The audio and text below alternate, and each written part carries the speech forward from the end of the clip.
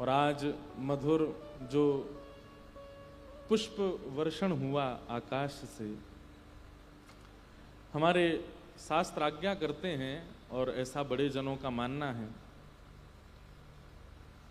कि यज्ञ के प्रारंभ में, यज्ञ के मध्य में और यज्ञ के विश्राम में यदि देवता पुष्प वर्षण करते हैं तो यज्ञ की सफलता मानी जाती है।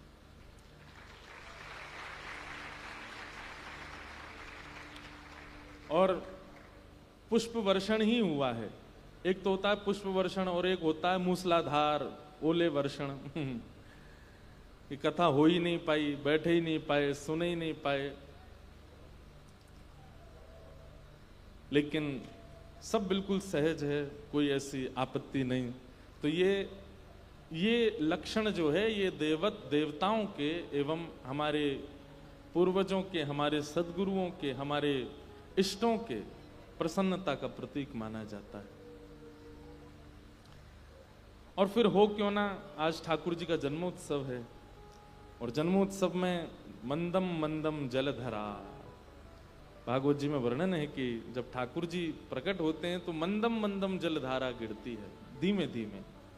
वैसे ही धीमी धीमी जलधारा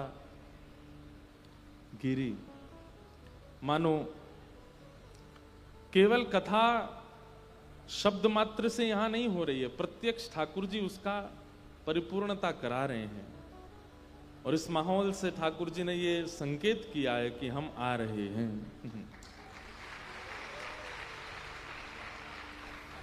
और लगभग 3 वर्षों से हम सेवा के लिए आ रहे हैं। हर बार ही ठाकुर जी अनुग्रह करके, कृपा करके एक दिन तो वर्षण कराते हैं। तो प्रारंभ वाले दिन भी हुआ था, आज भी हुआ है। ये ठाकुर जी का और देवताओं का शुभ संकेत है। बस मक्खियां आ गई हैं थोड़ी सी। लेकिन हम एक बार एक कथा में कह रहे थे, ऐसी एक मक्खी बार बार आके बैठ जाए नाक पे। नाथ द्वार में कथा चल रही थी, लाल जी का उत्सव। तो मैं बोला, मैंने कि भाई भले ही हम लोगों को लगता हो कि यार ये परेशान कर रही हैं, लेकिन ये हमसे ज्यादा सौभाग्यशाली हैं। क्यों? श्री राधा रमण जी के मंदिर में आप दर्शनार्थी बन के जा सकते हो, लेकिन ये मक्खी अंदर तक जा सकती है। ये आपकी नाक पे बैठने की अधिकारी है, ये राधा रमण जी के कंधा पे भी बैठ सकती है, ये उनके सिर पे भी बैठ सकती है, ये उनके चरणों की मकरंद की सुगंध को भी ले सकती है, ये बिहारी जी से भी लिपट सकती है। इसका प्रवेश सब जगह है। ये नहाती भी नहीं है, धोती भी नहीं है, अपरस में भी नहीं रहती, लेकिन रसोई में भी जाती है, सामग्रियों में भी बैठती है। और ठाकुर जी भोग लगाते हैं, संग में ये बैठ के पाती है उनके, ये भी बैठ के खाती है। कितना बड़ा सौभाग्य है। तो भले ही हमको लगता हो कि कोई जीवात्मा या कोई कीट कीटाणु पक्षी इससे श्रेष्ठ हम हैं, ऐसा हमारे मन में भाव आता होगा। पर यदि कहीं कहीं की योग्यताएं देखें तो ये हमसे ज्यादा योग्य हैं, हमसे ज्यादा श्रेष्ठ हैं। हम बिहारी जी का दर्शन करने जाते हैं, पर्दा लग जाने के बाद दर्शन नहीं होता, पर मक्खी भीतर बैठी होगी, चींटी भीतर बैठी होगी, उसके लिए तो। अरे रात्रि में जब आप सब शयन के लिए चले जाते हैं, मंदिर बंद हो जाते हैं, तब भी ये गर्भगृह में रहती हैं। और हमें तो कभी कभी लगता है रात में यही सखियां बन जाती होंगी और ठाकुर जी इन्हीं के साथ ही विहार करते होंगे। कथा सुनने की इच्छा होगी तो इसलिए आज आ गई हैं। व्यास जी को प्रणाम करने का मन है तो चरण तो दिख नहीं रहे, तो नाक कोई कर रही हैं। ये भी सौभाग्यशाली। तो आज कथा का चतुर्थ दिवस है और आप सब लोगों के वस्त्र, आप सब लोगों की मनस्थिति बता रही है कि आज उत्सव है। वैसे तो कथा में पहले दिन से ही श्रोताओं का रूप रंग ऐसा हो जाता है कि उत्सवात्मक लगने लगती है स्थिति, लेकिन चौथे दिन आते आते विशिष्ट रूप से उत्सव की भूमिका बन जाती है। और एक बात हम सत्य बताएं, जब आपकी एक एक क्रिया कृष्णमय हो जाती है तो समझ जाइए कि बस यही कृष्ण प्राप्ति है। बहुत ध्यान से सुनिएगा। आपकी नॉर्मल डेली रूटीन कैसा रहता होगा उल्लासनगर में? सुबह उठते होंगे, स्नान ध्यान करते होंगे। स्नान ध्यान करते समय मन में क्या चलता रहता होगा? ऑफिस जाना है, दफ्तर जाना है, काम पे जाना है, कॉलेज जाना है, स्कूल जाना है, यूनिवर्सिटी जाना है। आप उसको केंद्र में लेकर के तैयार होते हैं, स्नान करते हैं, वस्त्र धारण करते हैं, जल्दी जल्दी प्रसाद पाते हैं, वही बनवाते हैं जो जल्दी खाके जाया जा सके। सब चीज में केंद्र क्या होता है? आपका काम, आपका वर्क, आपका पढ़ाई, आपकी यूनिवर्सिटी, आपका कॉलेज, सब चीज में केंद्र बिंदु वो बना हुआ है। आपकी एक एक क्रिया किसे निवेदित की जा रही है? आपके कार्य को। लेकिन 7 दिन के लिए जब कथा उल्लासनगर में व्यवस्थित होती है वसंत शाह दरबार में, उतने दिन आप सब लोगों की स्थिति कैसी हो जाती है? सबकी तो नहीं, पर कुछ लोगों की तो रहती होगी। कैसे? वो सुबह उठते भी इसी भाव से हैं कि आज कथा श्रवण के लिए जाएंगे, जल्दी स्नान कर लेते हैं, उसके बाद तिलक धारण। अरे आज तो नंदोत्सव है, आज पीले पीले वस्त्र पहन करके जाएंगे, आज तो पीत वस्त्र धारण करेंगे, ज्यादा नहीं खाना, नींद आ जाएगी, कथा में जाना है, बैठना है, श्रवण करना है। कितने लोग मुंबई से आते हैं, थोड़ा और दूर से आते हैं, कहीं से आते हैं, जल्दी निकलते होंगे। अब उनकी पूरे दिन की एक एक क्रिया, जबकि उसमें भजन नहीं है, आप वस्त्र ही पहन रहे हो, आप बैग ही पैक कर रहे हो, आप टैक्सी ही बुला रहे हो, आप ओला उबर ही बुक कर रहे हो, आप गाड़ी में ही बैठ रहे हो, गाड़ी में बैठ करके अपने काम फोनों पे ही निपटा रहे हो, लेकिन इन सबके पीछे केंद्र बिंदु कथा है। तो आपकी सुबह से लेकर शाम तक की जितनी क्रियाएं सब भजन हो जाती हैं, सब कृष्णमय हो जाती है, सब कृष्णमय हो जाती है। अरे जरूरी मिलने वाले लोगों से भी आप कह देते होंगे 22 के बाद मिलना, अभी 22 तक रुक जाओ थोड़ा सा। कोई घर में कोई बड़ा फंक्शन भी होगा तो भी अरे भैया यार 23-24 में कर लो, अगले संडे को कर लो। सब नहीं करते ऐसा, पर कुछ तो करते हैं। क्यों? हमें ठाकुर जी के भाव कथा श्रवण के लिए जाना है। आपकी एक एक क्रिया भगवत निवेदित हो गई है, कृष्णमयी हो गई है, यही कृष्ण प्राप्ति है। गोपियां क्या करती हैं? या दोहने बहनने मथनु पलेप प्रेंखें खनार भरुदितो क्षणमार जनादो। वो अपने घर में गोबर का चौका लगाती हैं, तब भी कृष्ण कृष्ण कृष्ण कृष्ण जपती हैं। भोजन बनाती हैं, रोटी थापती हैं, तब भी कृष्ण कृष्ण जपती हैं। रोटी बना करके थाली में परोसती हैं, अपने पति को बच्चों को पवाती हैं, तब भी कृष्ण कृष्ण जपती हैं। मटके में जल लेने के लिए यमुना जी जाती हैं, तब भी कृष्ण कृष्ण जपती हैं। ये देखो शाम, ये देखो शाम, यही तो है मेरे जीवन प्राण। ये देखो शाम, ये देखो शाम, यही तो है मेरे जीवन प्राण। नैनाभिराम बंक मुस्कान, नैनाभिराम बंक मुस्कान, नैनाभिराम बंक मुस्कान, नैनाभिराम बंक मुस्कान। बोह मरोड़ लजावत खान, बोह मरोड़ लजावत खान। ये देखो शाम, ये देखो शाम, यही तो है मेरे जीवन प्राण। ये देखो शाम, ये देखो शाम,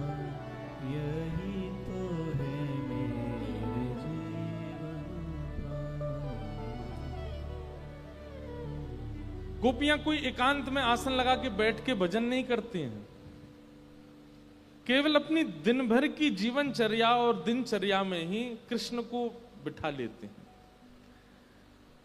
उनका चलना फिरना, हंसना बैठना, गाना, सोना, उठना, भोजन बनाना, पवाना, तैयार होना, सब श्री कृष्ण के लिए है।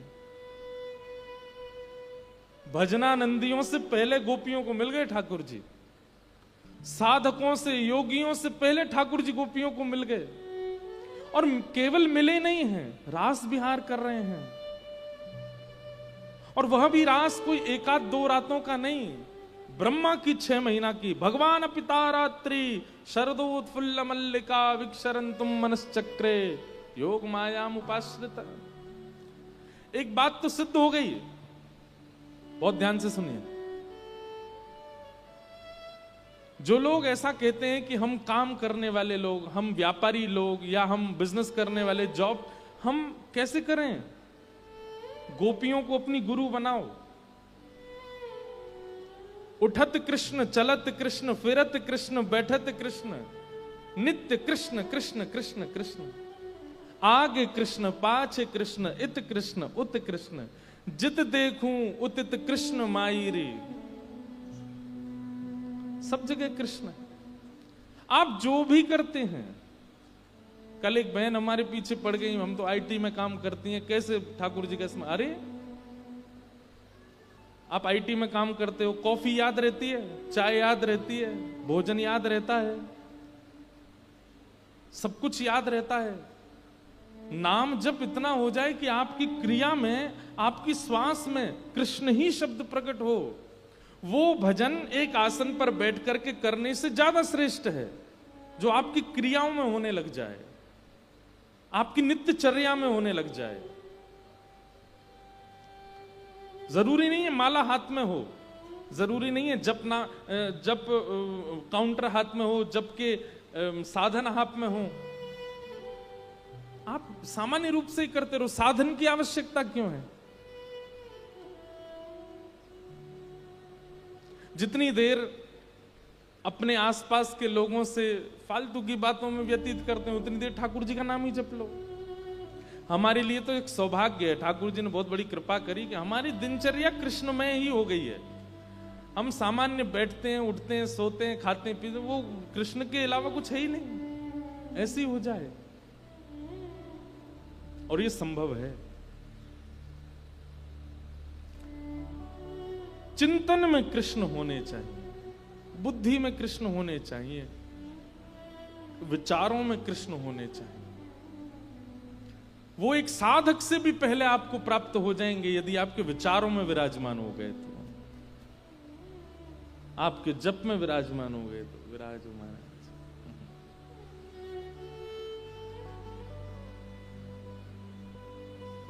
आज श्याम घटा छाई है, मानो स्वयं। मैं भी नासिक में कथा कर रहा था, पंडित जी वहीं से पधारे हैं। नासिक में हम एक ही निवेदन कर रहे थे बात का कि गोपियां जब श्याम घटा देखती थी ना, श्याम घटा देखते ही गोपियों का मन रूपी मयूर नृत्य करने लगता था। उनको इतनी प्रसन्नता होने लगती थी कि मतलब मानो जैसे यही श्री कृष्ण आ गए हों, और वे प्रार्थना करती थी बरस जाओ। और जब एक एक बिंदु बरसती थी तो गोपियों को ऐसा लगता था मानो श्री कृष्ण ही बरस रहे हैं, कृष्ण ही हमारे एक एक अंग के भीतर प्रविष्ट हो रहे हैं। कब बरसे गो आए श्याम घन पद भी है, कब बरसे गो आए। सुना देते हैं अब जब बारिश हो ही रही है।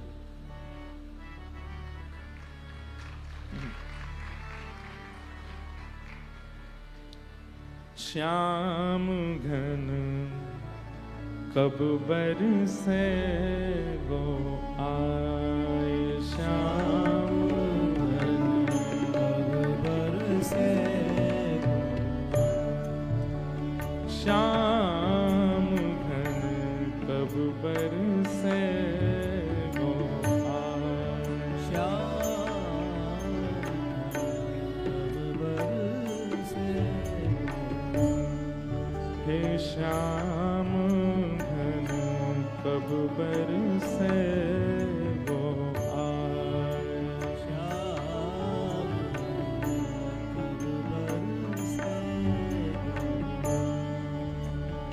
ओ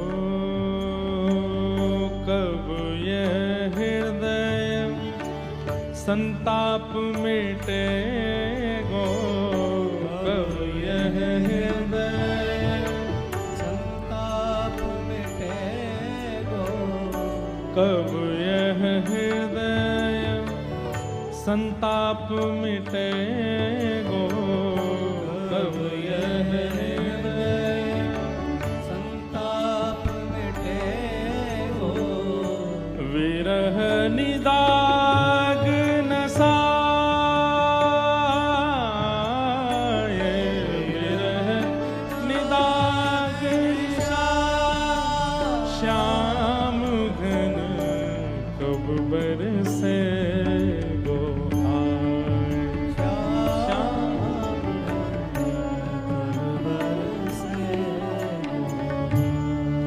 हे श्याम घन कब बरसे वो आए।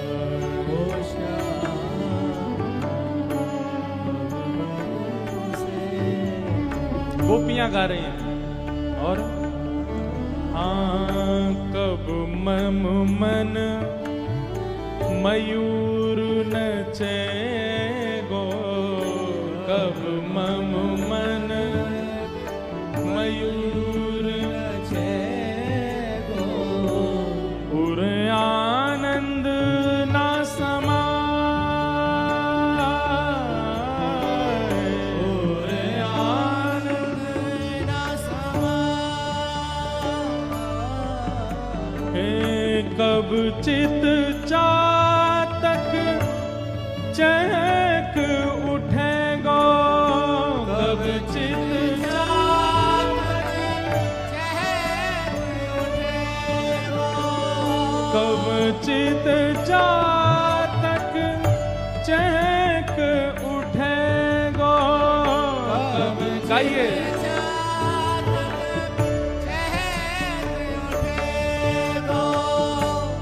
श्याम स्वाति जल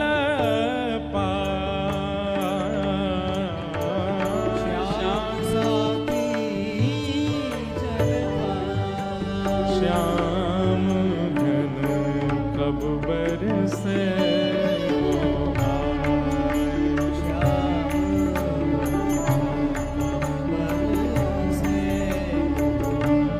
हे श्याम घन कब बरसे वो आए।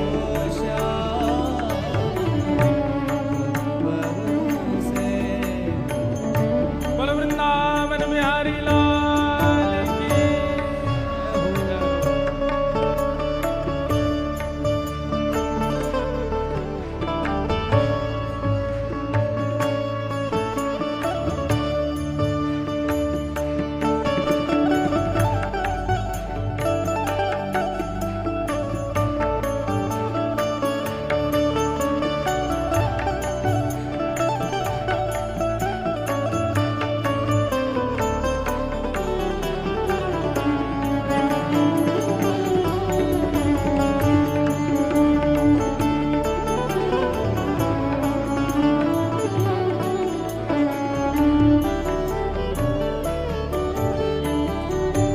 श्याम मिलन बिन कछु नहीं भावे, श्याम मिलन बिन कछु नहीं भावे, श्याम मिलन बिन कछु नहीं भावे, श्याम मिलन कछु नहीं भावे, कछु नहीं मोहे सुहावे, कछु नहीं मोहे सुहावे, हे श्याम मिलन रस ही साचो रस, श्याम मिलन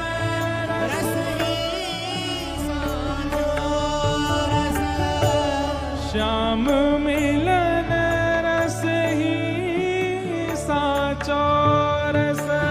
श्याम मिलन रस ही साचो रस। जीवन में सरसा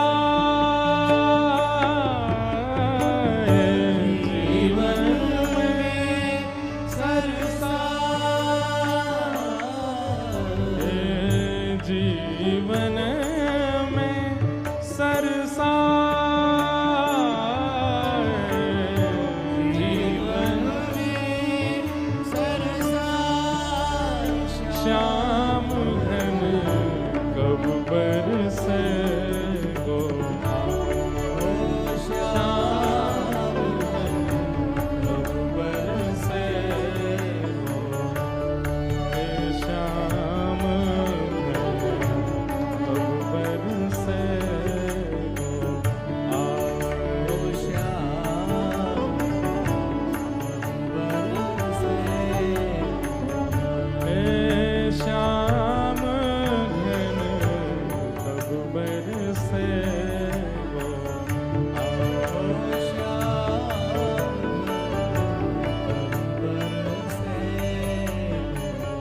हे श्याम घन कब बरसे गो।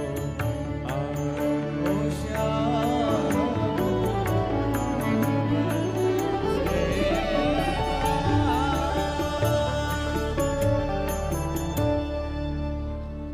कब बरसे गो आए। तो गोपियों की भावना, वो कोई एक समय नियुक्त करके ठाकुर जी का चिंतन नहीं करती हैं। एक किसी आसन पर बैठ करके या किसी माला की, हम माला जपने वाले छोड़ मत देना, इससे ये नहीं कह रहे हैं, हम स्वयं जपते हैं। लेकिन गोपियों की स्थिति क्या है कि उन्हें भगवत चिंतन के लिए आसन, माला, नाम जप की आवश्यकता नहीं है। वे तो सामान्य अपनी जीवनचर्या में भी श्री कृष्ण स्मरण करती रहती हैं। अपनी हर क्रिया में उनके चिंतन में श्री कृष्ण समाये हुए हैं। और यही एक योजना है जिसके कारण ठाकुर जी साधकों से, तपस्वियों से, नाम जापकों से भी अतिश्रेष्ठ रूप से गोपियों से प्राप्त हुए। क्योंकि गोपियों के विचार में श्री कृष्ण है, गोपियों की दिनचर्या में श्री कृष्ण है, गोपियों के स्वभाव में श्री कृष्ण है, गोपियों की क्रियाओं में श्री कृष्ण है।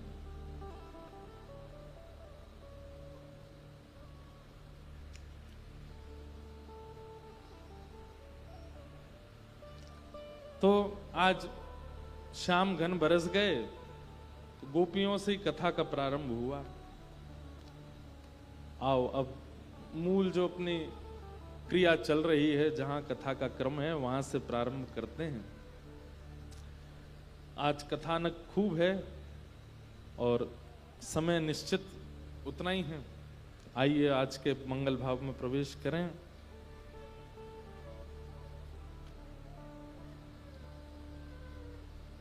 कल हम लोग श्रवण कर रहे थे कि परीक्षित को 7 दिन में मरने का श्राप लगा, और इस श्राप के कारण परीक्षित जी महाराज अपने पुत्र जन्मेजय को राज्य गद्दी पर बिठा करके स्वयं वन में चले गए। और वन में जाकर के सद्गुरुदेव की याचना करने लगे। तभी गंगा के तट पर अनेक संत आए, सबसे पूछा म्रियमाण व्यक्ति की मुक्ति का उपाय बताइए। तभी वहां श्री शुकाचार्य जी महाराज का आगमन हुआ। सुखदेव जी के चरणों में प्रणाम करते हुए श्री परीक्षित जी महाराज निवेदन करते हैं कि भगवान, आप जैसे संतों का घर बैठ करके स्मरण करने मात्र से पवित्रता हो जाती है, लेकिन आपके दर्शन और चरण स्पर्श प्राप्त हो रहे हैं, ये मेरे लिए सौभाग्य की बात है।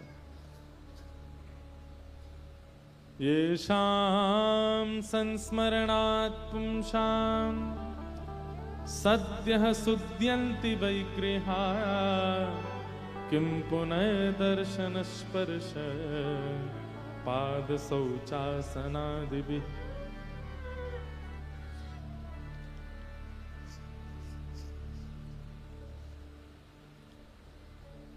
आजकल YouTube साधन बहुत अच्छा है सबके लिए, सोशल मीडिया। आप सब लोग अपने अपने घरों पे ही बैठ करके कथाएं श्रवण कर लेते हैं, प्रवचन सुन लेते हैं, संत जनों की वाणी सुन लेते हैं। और केवल साधन को घर बैठ के देखने मात्र से कितने लोग अपने घरों में ही पवित्र हो रहे हैं, कितने लोगों की विचारधारा, जीवनचर्या सब सुधरती जा रही है। कितना अच्छा दृश्य लग रहा है, पीछे के श्रोता छतरी लेके बैठे हैं, 2-4 लोग कह रहे हैं हमको भी घुसा लो भीतर। पर हम आगे वालों को तो जरूरत नहीं, हमारे लिए तो बड़ी छतरी लगी है।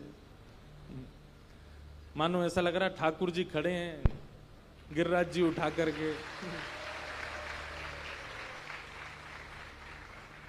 यहाँ किशोरी जी दूर खड़ी खड़ी देख रही हैं। ठाकुर जी ने पर्वत उठा रखे हैं, हम सब ब्रजवासी गैया सब नीचे खड़े हैं। जिनको जगह नहीं मिली वो बाहर अपने ही छोटे छोटे पत्थर लेके खड़े हैं ब्रजवासी।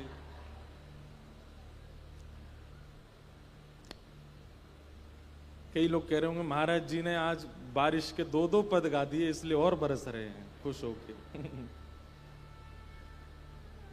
लेकिन ये भी आनंद है, स्कूल रोज हम एक ही तरीके से जाते हैं ना तो बोर हो जाते हैं। कभी कभी बारिश हो जाती है, रेनी डे हो जाता है, कभी स्कूल में थोड़ी कीचड़ हो जाती है, थोड़े बाहर अलग व्यवस्था से हो जाती तो ज्यादा आनंद आता है।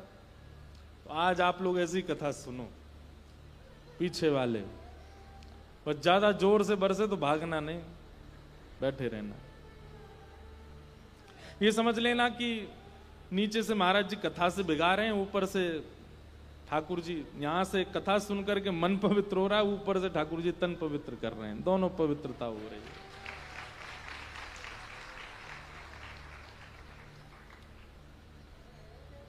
सुखदेव जी महाराज के चरणों में परीक्षित जी कहते हैं कि भगवान आप जैसे संतों का घर बैठ के दर्शन करने मात्र से पवित्रता हो जाती है, आपके दर्शन और चरण स्पर्श करने को मिल गए, ये हमारे लिए परम सौभाग्य की बात है। लेकिन मैं आपसे पूछना चाहता हूं, अतः पृच्छामि संसिद्धिम योगिनाम परमं गुरुम पुरुषस्येह यत् कार्यम म्रियमाणस्य सर्वथा। जिसके जीवन के बहुत अल्प क्षण बचे हैं उसको अपनी मुक्ति के लिए क्या करना चाहिए, कृपा करके मुझे बताओ। और यहां से अब श्री सुखदेव जी महाराज कथा सुनाना प्रारंभ करते हैं। अब एक बात में स्पष्ट कर दें, सुखदेव जी महाराज परीक्षित से कहते हैं, परीक्षित जीवन की अल्पायु शेष बची है, उसमें तुम मुक्ति की कामना मत करो।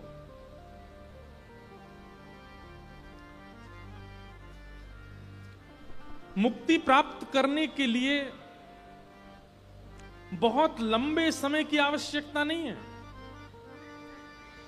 अंते नारायण स्मृति, आपने जीवन भर चाहे जो किया हो, लेकिन अगर अंतिम श्वास में गलती से भी नारायण मुख से निकल गया तो जीवन भर का सारा चैप्टर क्लोज कर दिया जाता है, सारे पाप नाश कर दिए जाते हैं। अंत में यदि भगवत स्मरण निकल गया मुख से, सीधे वैकुंठ की प्राप्ति होती है। लेकिन इस संसार का एक आश्चर्य है, अंत में नारायण स्मरण नहीं हो पाता। जन्म जन्म मुनि यतन कराई, अंत राम कही आवत नाही। आप लोग कथा में सुन रहे हो, आपको और जगह भी सुनने को मिलेगा कि अंत में भगवान नाम लेने से भगवत धाम की प्राप्ति होती है, खूब पता है आपको। लेकिन पता नहीं कैसी योजना है संसार की कि अंतिम क्षण आते ही आप भूल जाओगे कि अभी भगवान नाम लेना है। कई लोगों को पता चल जाता है कि हमारी मृत्यु काल आ गया, हमारा मृत्यु समय आ गया, लेकिन फिर भी वो भगवत स्मरण नहीं कर पाते, दुनिया को याद कर लेते हैं। इसीलिए हमारे यहां कहा गया कि युवावस्था से ही भजन करो, इतना भजन करो, इतना साधन करो, इतना नाम जप करो, कथाएं श्रवण करो, इतने शुद्ध पवित्र आचरण रखो कि अंत काल में भगवत स्मृति उत्पन्न हो। इसलिए एक लंबे समय निकल जाने के बाद जब आप भजन प्रारंभ करते हैं तो कहीं ना कहीं अंत में भगवत स्मृति होना मुश्किल हो जाता है। लेकिन वही भजन युवावस्था से, बाल्यकाल से प्रारंभ किया गया होगा तो अंत काल में कुछ और याद ही नहीं आएगा, ठाकुर जी याद आएंगे, भगवत स्मृति होगी।